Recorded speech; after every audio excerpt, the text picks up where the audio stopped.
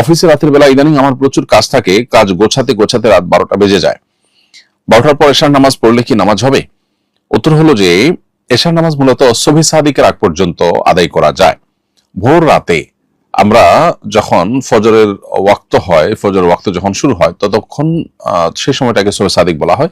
তার আগ পর্যন্ত আপনি এশার নামাজ পড়লে এশার নামাজ আদায় হয়ে যাবে। কিন্তু এশার নামাজ রাতের 1/3 মধ্যে পড়ে ফেলা উত্তম।